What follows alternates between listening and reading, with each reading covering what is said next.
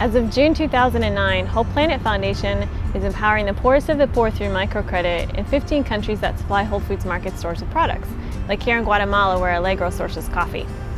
Welcome to the view from Peña Blanca. In this Lake Atitlán region with its high altitudes, superior coffee is grown and poverty affects these rural mountainous areas.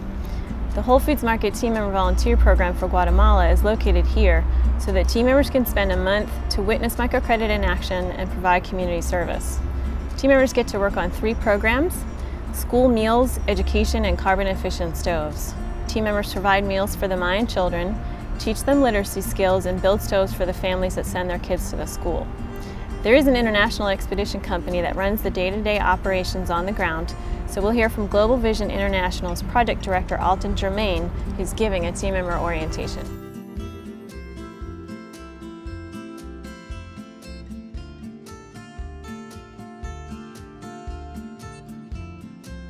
So the mothers cook, you got the kids, the parents bring it, they bring in the bowls, they bring in the plates, they bring in the tortillas, we bring in the rest of the food. So we always want to have some sort of reciprocity in any sort of project that we do, anything that we set up, because we don't want to give handouts.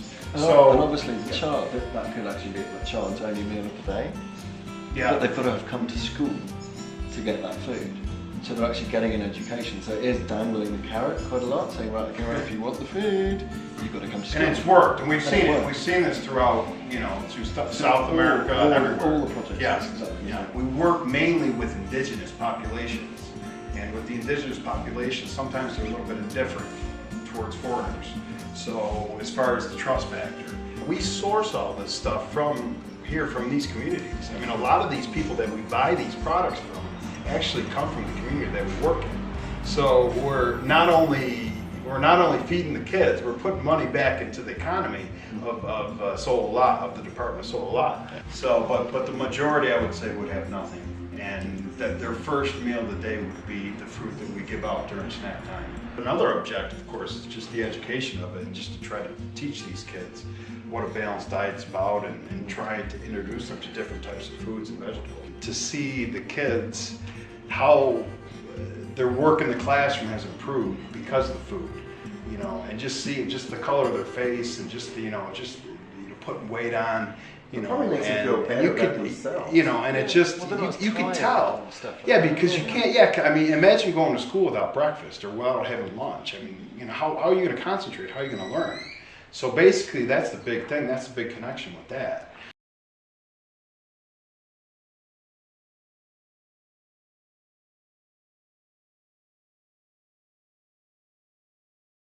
So that's why we do focus with indigenous children and indigenous communities, because this is the group of people that have been most disenfranchised and oppressed and discriminated against. It's not just about standing up in front of a class and teaching kids.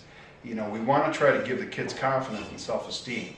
With the development of the education, the imagination of the team members has been incredible. We've had some great teachers in here that have done some great things with the kids. They're underfunded and they're understaffed, a lot of these schools, and this is mostly true with the rural indigenous communities.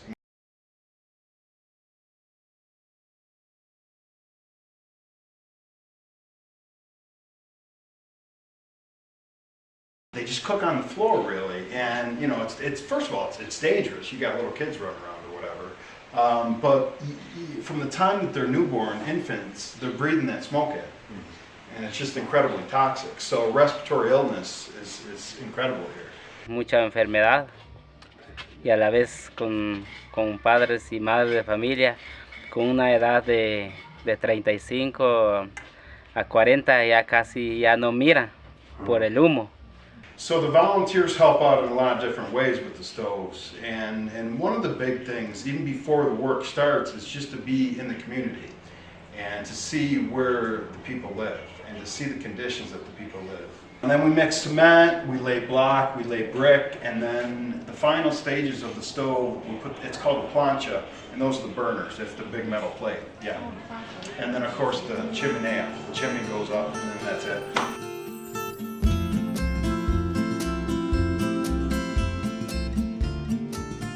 Thank you for taking the time to watch this video about the Team Member Volunteer Program and Peña Blanca.